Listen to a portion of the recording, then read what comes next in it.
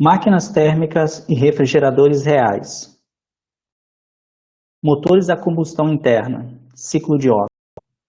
O ciclo de Otto, ele descreve um motor térmico onde a fonte de calor fica dentro da própria máquina. É um motor a combustão interna. E a fonte fria é o meio exterior, o meio ambiente. O motor, ele começa o seu ciclo a partir do ponto 1, do 0 até 1 é a parte de admissão, onde dentro do pistão do motor é, no caso, injetado aqui por meio da válvula de admissão uma quantidade de vapor de gasolina. Nesse processo, o pistão ele desce, aumentando o volume ocupado pelo gás, nesse sentido, essa parte de admissão. Depois, por inércia, esse pistão sobe, comprimindo o gás nessa fase de compressão. Aqui é uma fase de compressão até o ponto 2, é uma compressão adiabática. E do ponto 2 até o ponto 3, ocorre aqui a ignição. Nessa ignição, a pressão sobe rapidamente, ou seja, a ignição é o quê? Aqui tem uma vela, essa vela solta uma centelha, então o vapor de combustível aqui dentro, ele explode, ele entra em combustão e empurra abruptamente o pistão para baixo. Então, a pressão sobe rapidamente de 2 para 3 e depois o pistão é empurrado para baixo, realizando o trabalho. Essa fase é a fase chamada fase de potência até o ponto 4. Chegando no ponto 4, agora a válvula de escape ela é aberta e por inércia o pistão sobe empurrando os gases para fora na fase chamada fase de exaustão, o escape, que é quando o volume volta ao seu estado original. E depois o motor realiza o ciclo novamente, chamado ciclo de Otto. Então, nós temos de 0 até 1, nós temos a parte de admissão, que é quando entra o vapor de combustível, de 1 para 2, então, nesse processo não há realização de trabalho, de 2 para 3, há uma compressão a volume constante, que é quando ocorre a ignição. Então, quando ocorre a ignição, ou seja, a vela ela dá a centelha e o combustível explode, a pressão aumenta rapidamente até 3 e depois empurra o pistão para baixo nessa fase de potência, até o ponto 4, onde a válvula de escape ela abre. Quando a válvula de escape abre, a pressão cai do estado 4 para o estado 1, abruptamente, porque agora ela está aberta e a pressão é a pressão da atmosfera. Com isso, os gases, o volume diminui, os gases eles são expelidos, né? O volume, esse pistão, ele sobe, expelindo os gases para fora do pistão do carro. E com isso, esses são os chamados 4 tempos do motor a combustão interna, ou motor de Otto, né? Admissão, compressão, potência e exaustão, os 4 tempos do motor de Otto. Vale lembrar que o trabalho é realizado justamente nesse de 3 para 4, do estado 3 para 4, quando o pistão é empurrado para baixo, quando ocorre a explosão do vapor de gasolina. Com isso, a eficiência do ciclo de Otto, a gente calcula da mesma forma que a gente calculava a eficiência das máquinas térmicas. Apesar de nós sabermos que no motor a combustão interna, a fonte quente se da própria máquina, ou seja, dentro dos pistões. E a fonte fria é o meio ambiente. Mas o cálculo é exatamente o mesmo, ou seja, é o benefício dividido pelo custo, que é o calor retirado da fonte quente. Fazendo esse cálculo para o ciclo de Otto, né, considerando o fluido de operação como um gás ideal, nós vamos obter E igual a 1 menos V2 dividido por V1. Lembrando que, nesse caso aqui, o V2 ele é menor do que o V1. Então, nós temos aqui o V2 dividido por V1. Então, essa fração aqui, ela é menor do que 1, elevado a gama menos 1, onde gama é o fator de expansão adiabático, que nós já calculamos. Então, nós temos que esse fator V2 por V1, nós vamos chamar ele do inverso da taxa de compressão, porque a taxa de compressão vai ser o volume 1 dividido por volume 2. Essa vai ser a taxa de compressão do motor. Então, aqui nós colocamos o inverso da taxa de compressão do motor. Então, nós temos o seguinte, se V1 dividido por V2 é a taxa de compressão do motor e a gente aumenta essa taxa de compressão do motor, então esse fator aqui vai diminuir. Esse fator diminuindo, porque ele é o inverso, 1 menos um fator menor, que acontece com o rendimento do motor, vai aumentar. Então, para que a gente possa aumentar o rendimento do motor de Otto ou de um motor a combustão interna, nós temos que aumentar a taxa de compressão. Atualmente, a taxa de compressão dos combustíveis de hoje em dia fica em torno de 10. Tá? Geralmente fica entre 8, 9 e 10, e isso leva até uma eficiência de 20% até 30%. No caso da gasolina, essa taxa de compressão não pode ser... No caso da gasolina, a gente não pode aumentar muito essa taxa de compressão, porque se nós aumentarmos muito, ele entra em combustão instantânea, antes de completar o ciclo ou alcançar o volume desejado. Então, isso não é possível. Então, isso é um limitante. No caso aqui, nós podemos considerar esse gama, né, como é uma mistura de combustível, no caso gasolina, com ar, e a maior proporção na realidade é do ar, nós podemos considerar esse gama como o gama do próprio ar, que é 7/5. Então, para fazer essa conta, utiliza-se, na verdade, 7/5, que é o gama do próprio ar, porque a mistura é predominantemente feita de ar. Vamos falar agora um pouquinho dos motores a combustão interna, ciclo diesel. Pensando nessa ideia de taxa de compressão, em aumentar a taxa de compressão, porque como nós vimos no motor de Otto, quanto maior for a taxa de compressão, maior vai ser o rendimento. Porém, nós não conseguimos imprimir na gasolina uma taxa de compressão muito alta. Então, para isso, a gente pode pensar num motor que, em vez de comprimir um vapor de gasolina, ele pode comprimir somente o ar. Então, ele começa aqui no ponto 1, volume 1, comprime um volume de ar até um volume 2, então esse volume de ar vai aumentar a temperatura, porque isso aqui é uma compressão adiabática, e aí do 2 para o 3, joga-se ali um vapor de diesel.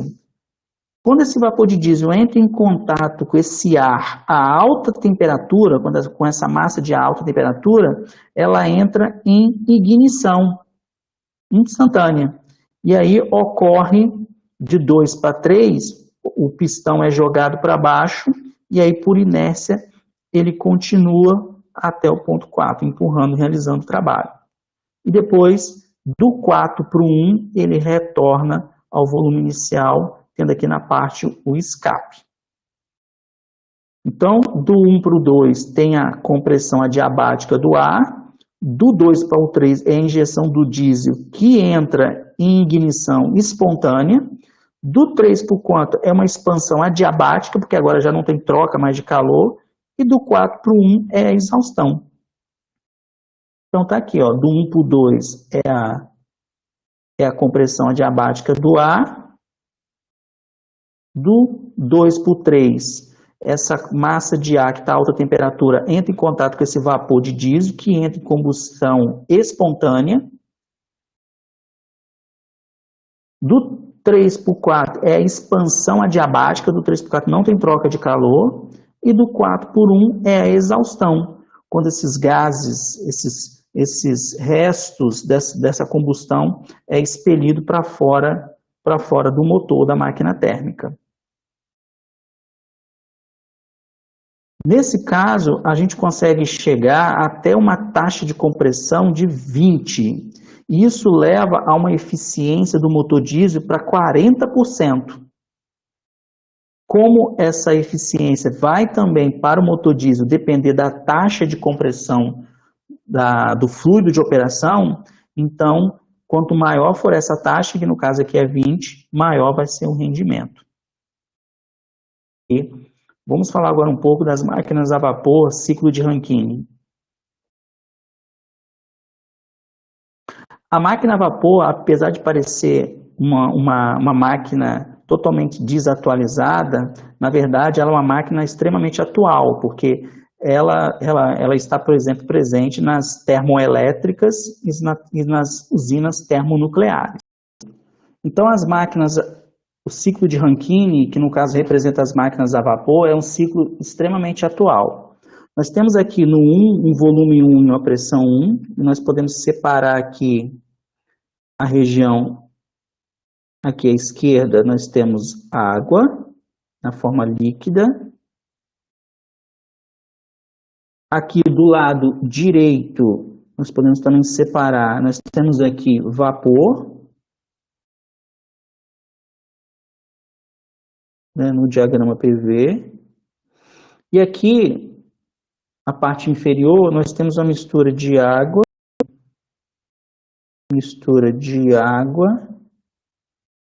mais vapor. Com isso, no ciclo de Rankine, a substância sai do ponto 1, é bombeada para dentro de uma caldeira até chegar no ponto 2. Dentro da caldeira, ela é bombeada, ela está na forma líquida, água. Dentro da caldeira, a temperatura dela aumenta, mantendo a pressão constante. Então, o volume vai aumentando, até que ela chega no ponto 3 e agora virou vapor. Vapor a alta pressão. Esse vapor ele se expande até chegar no 4, e nisso que ele se expande, ele empurra uma turbina, e essa turbina vai realizar trabalho. Essa turbina, por exemplo, vai gerar energia elétrica, ou vai empurrar um moinho, vai realizar algum tipo de trabalho. Quando esse vapor a alta temperatura entra em contato com essa turbina, uma parte desse vapor se liquefaz, chegando até o ponto 4. Do 4 para o 3 é uma mistura de vapor com água, porque do 4 para o 1, ele vai entrando em contato com um condensador ou com uma fonte térmica a uma temperatura menor. Então, esse vapor ele vai totalmente, quando chegar no 1, ele vai se transformar em água para ser bombeado novamente para dentro da caldeira. Então, aqui do 4 por 1 é um condensador, ou seja, uma fonte fria, enquanto que do 2 para o 3 é uma fonte quente. É importante notar que do 2 para o 3 é um processo que é isobárico, e do 4 para o 1 também é um processo isobárico, ocorre a pressão constante. E com isso o ciclo vai repetindo novamente, o ciclo da máquina térmica, o ciclo de Rankine. Então, do 1 para o 2 é uma bomba que bombeia o líquido, a água, para dentro da caldeira. Do 2 para o 3, o líquido aquece dentro da caldeira, virando vapor. Do 3 para o 4, esse vapor entra em contato com uma turbina, realizando o trabalho. E do 4 para o 1, esse vapor misturado com água entra em contato com um condensador, para quando chegar no estado 1, ele ser novamente bombeado para dentro da caldeira e o processo se repetir continuamente. No caso aqui, o fluido de operação é a água. Então, nós temos aqui a bomba, que é do 1 para o 2. Na caldeira, a água recebe o calor da fonte quente e se expande até virando totalmente vapor, entra em contato com a turbina, realizando o trabalho, empurrando essa turbina, aí uma parte se liquefaz, e aí vai passando pelo condensador. No condensador, ele despeja o líquido está na forma, o líquido que veio da turbina, que está misturado com vapor, troca calor agora com uma fonte fria e despeja uma quantidade de calor que é frio nessa fonte fria e vai para a bomba novamente na forma líquida, quando chega na bomba está na forma líquida, para ser bombeado de novo para dentro da caldeira e repetir o ciclo.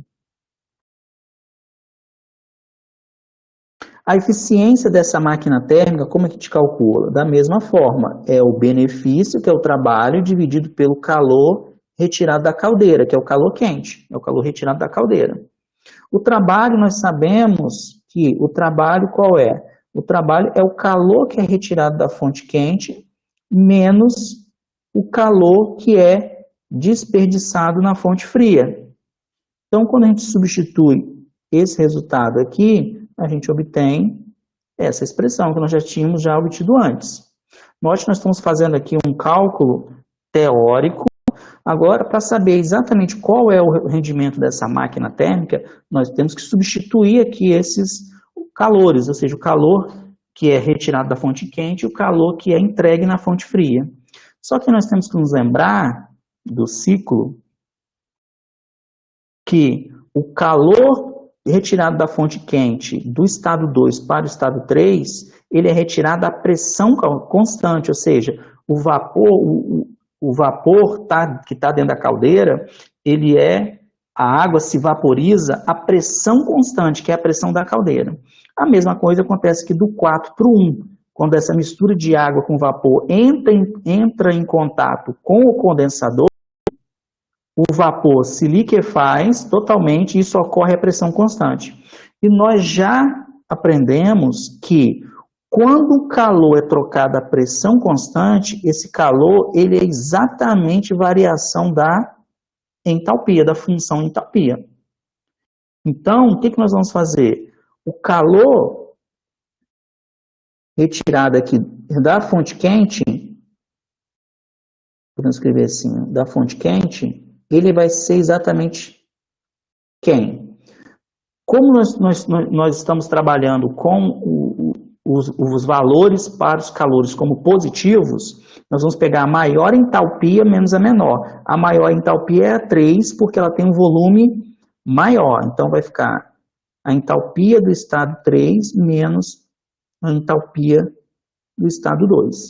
Aqui no condensador, que é uma quantidade de calor despejada, que é Q frio, quem vai ser Q frio? Mesma coisa, o valor maior de entalpia menos o valor menor. Como o V4 é maior do que V1, então vai ser a entalpia do estado 4 menos a entalpia do estado 1.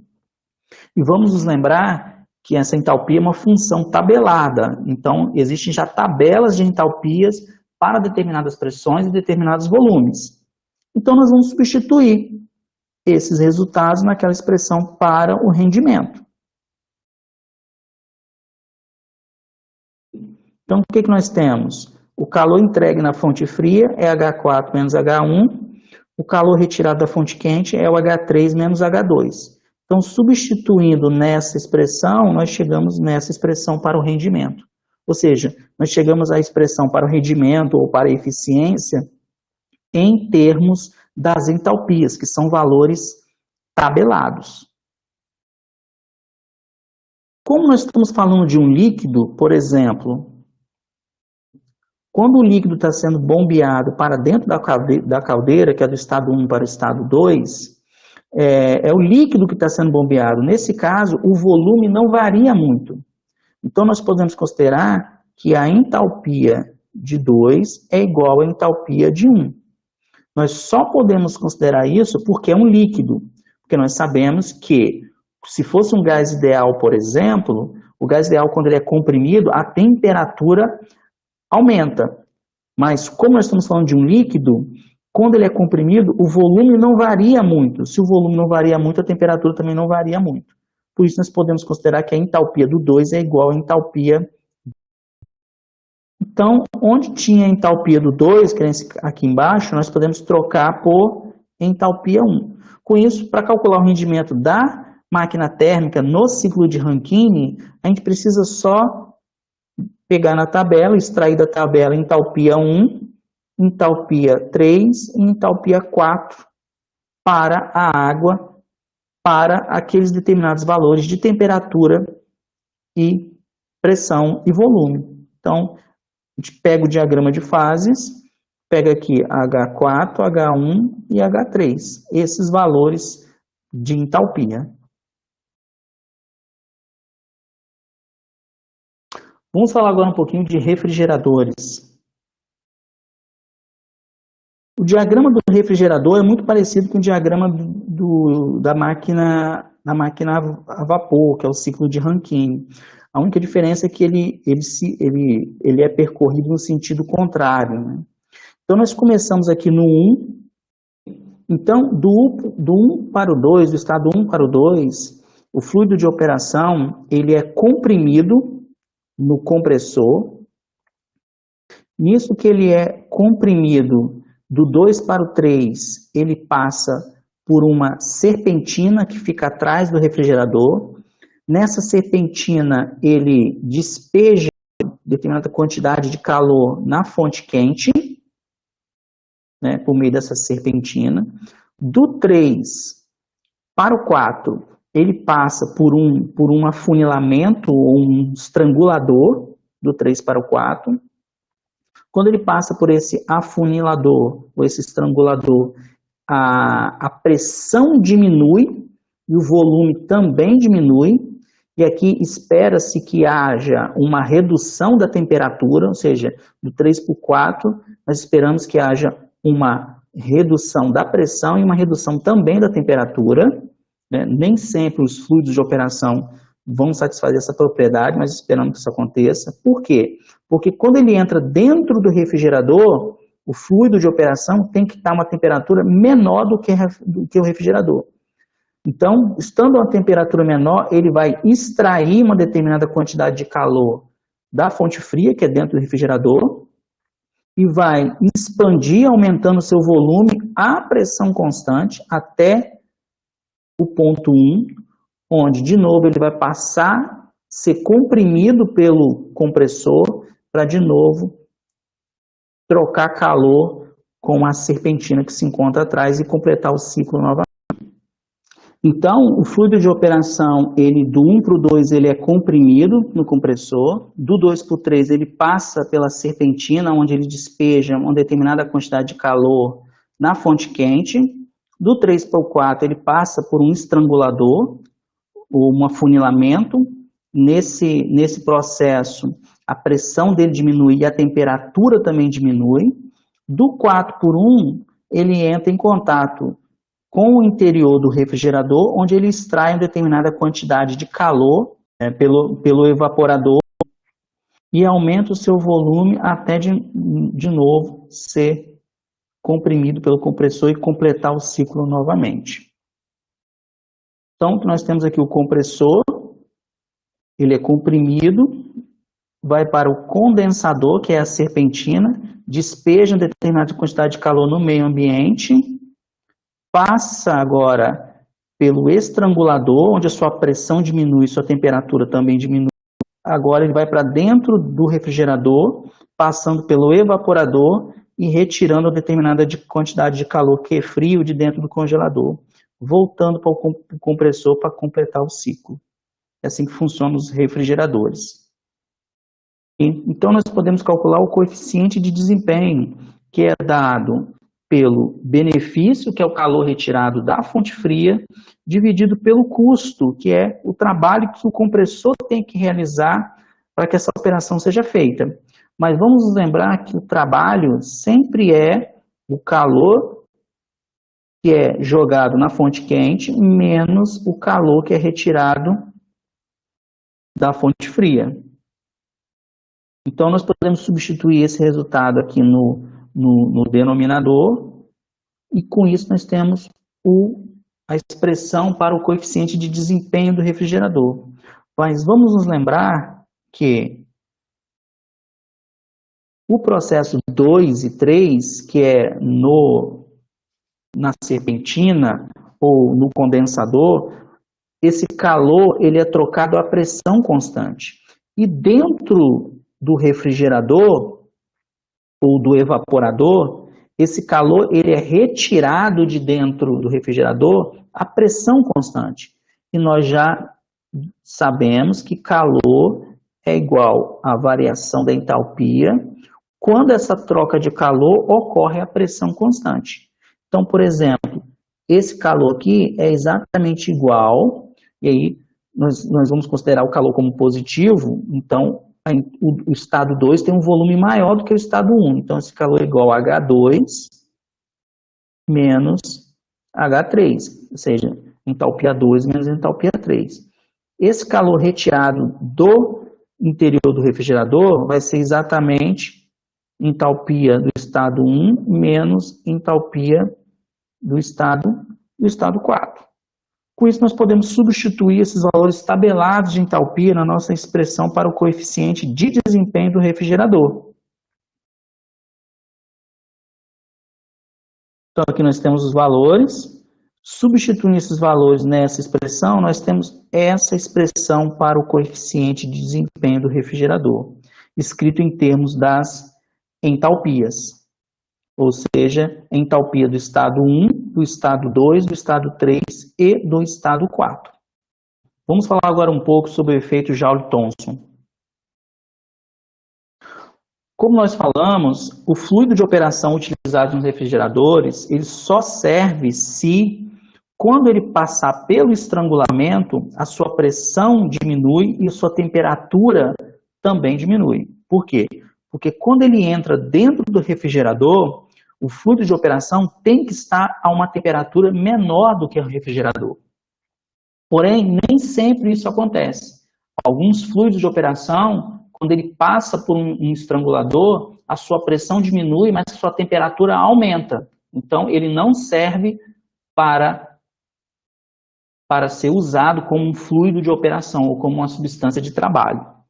E o efeito Joule-Thomson, ele vai descrever exatamente isso que nós estamos falando, ou seja, a variação da temperatura de um gás ou de um líquido quando ele é forçado a passar por uma válvula ou por um estrangulamento.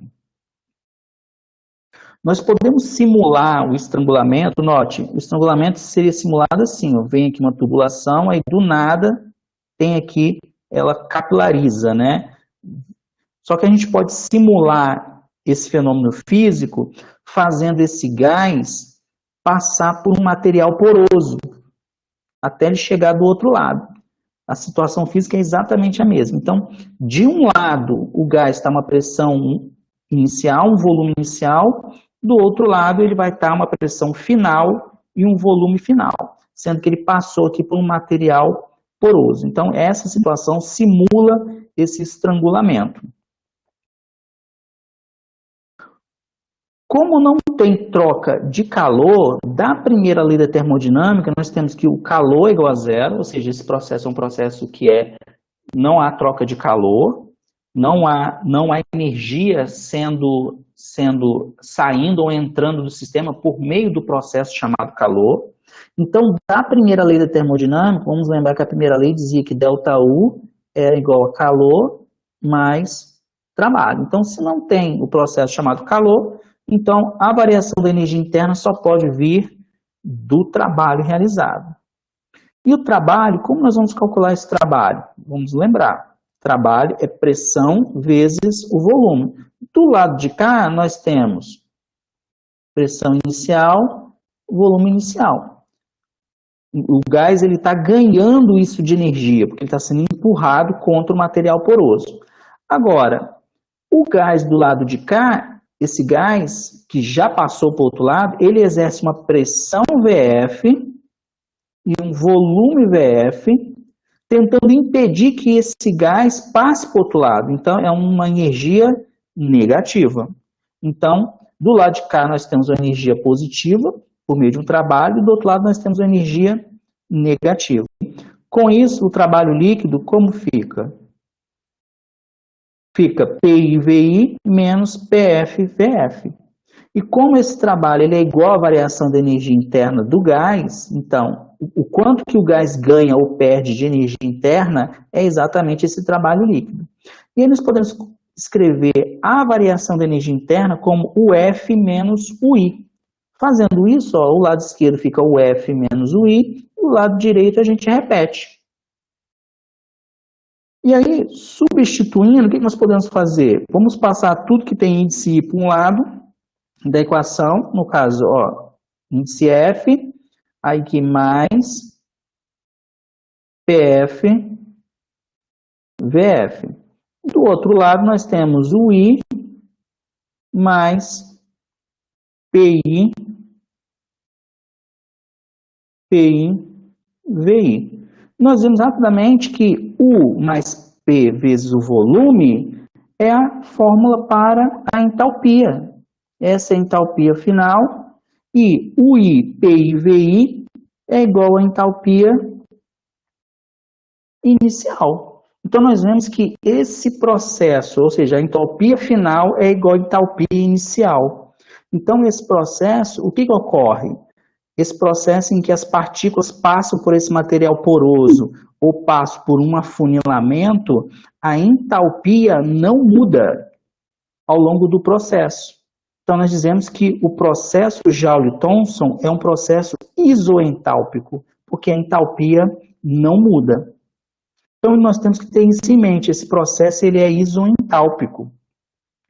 O que isso quer dizer?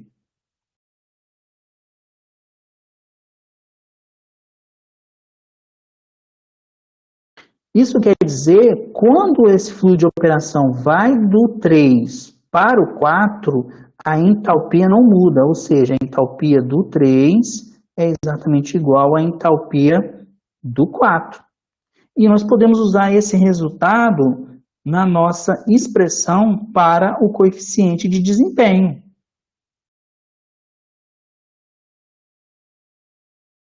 Então, a entalpia 3 é igual a entalpia 4, ou seja, esses valores se simplificam. Vai ficar no denominador, vai ficar simplesmente H2 menos H1.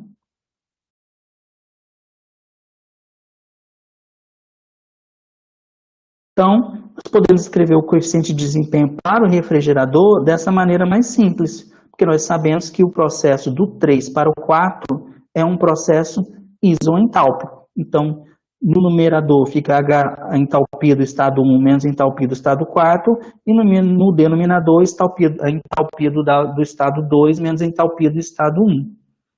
Então, a substância entra na geladeira a uma temperatura menor que a do congelador.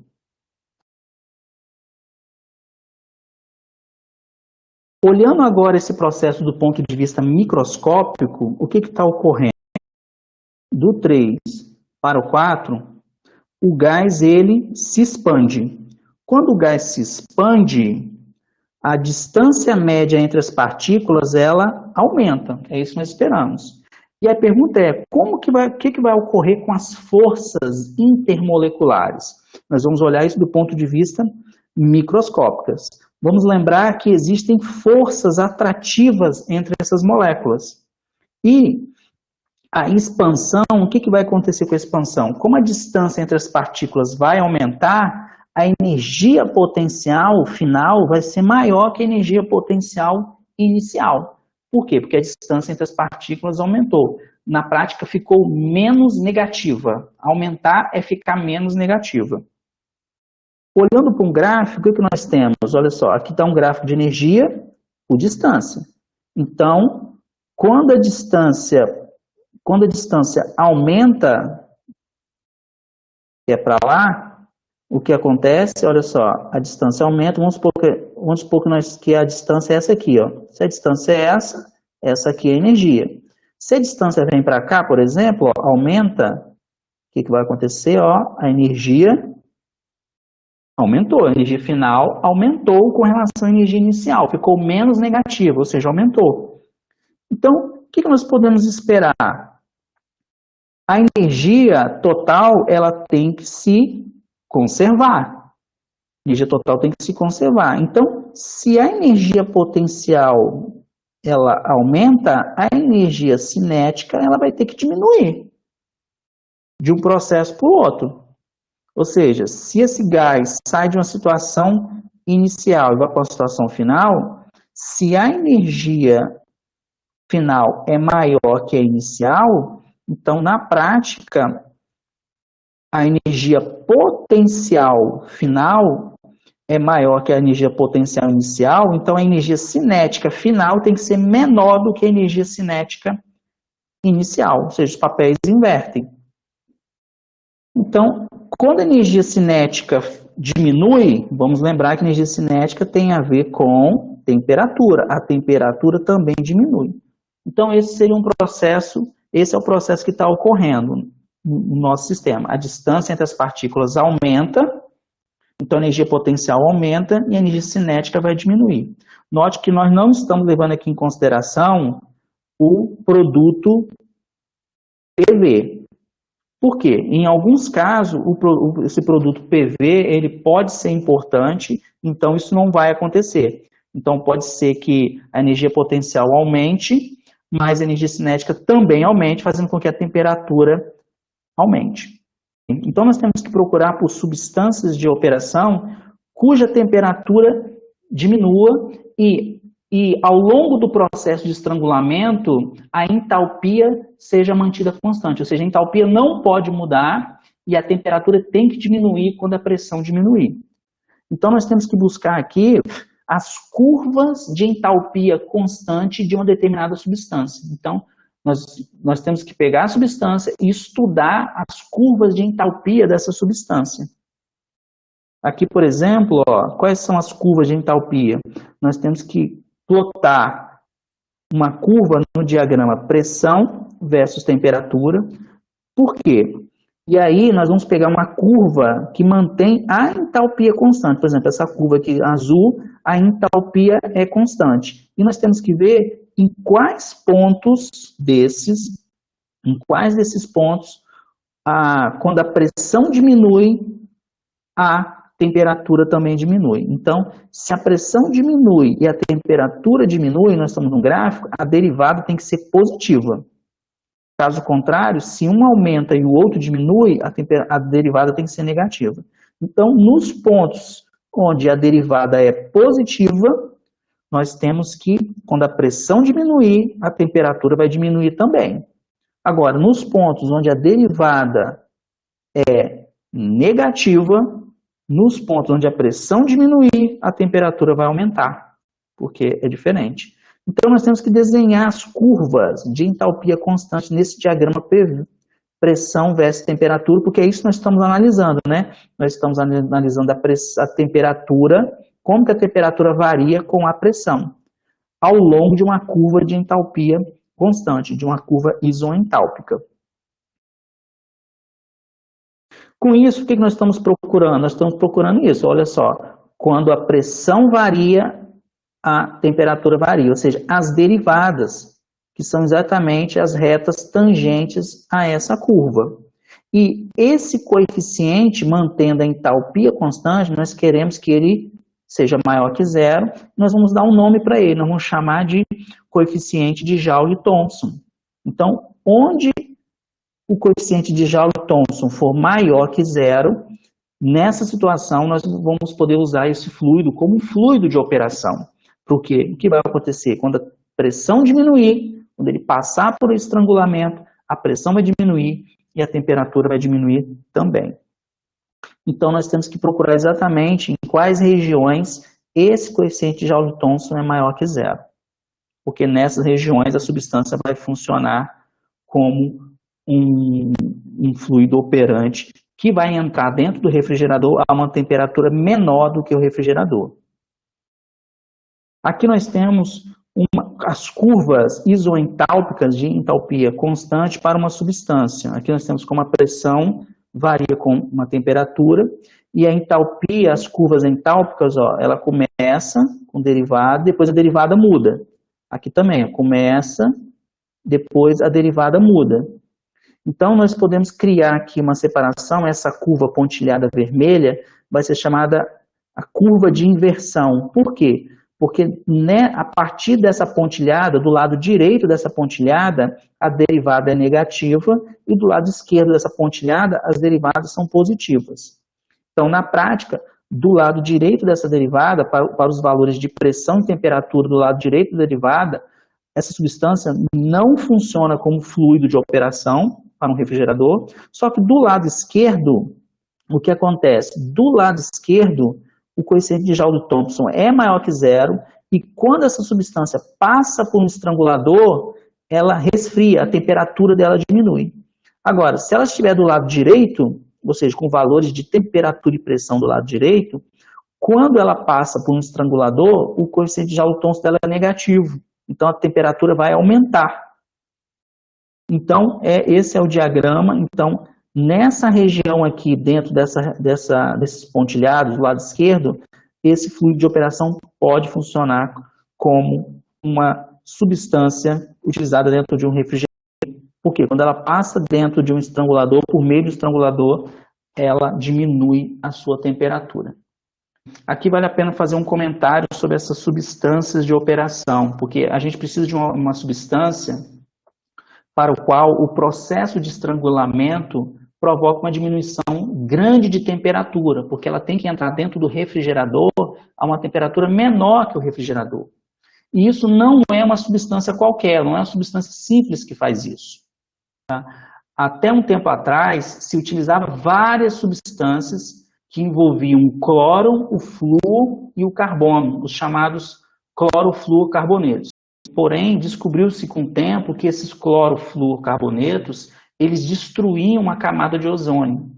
Um grande famoso desses grupos era um que chamava-se freon, só que eles foram abolidos por causa disso. Então procurou-se um substituto para esses CFCs, né? Atualmente, a indústria utiliza compostos à base de hidrogênio, flúor e carbono. O mais popular hoje é o HFC 134A, ou seja, hoje para essa substância são utilizados não a base do flúor, mas a base do hidrogênio. E o mais popular é esse, o HFC 134A. E essas são as nossas referências e até a próxima aula.